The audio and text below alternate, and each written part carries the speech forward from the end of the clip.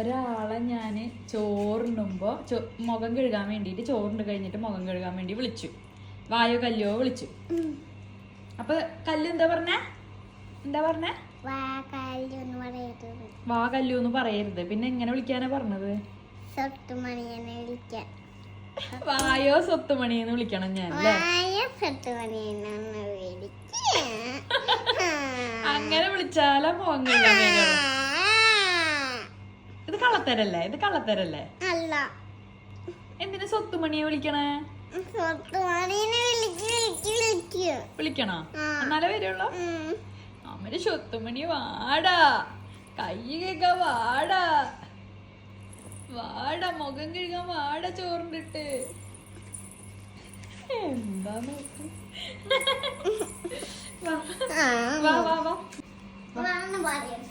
വാ സ്വത്തുമണിയെ.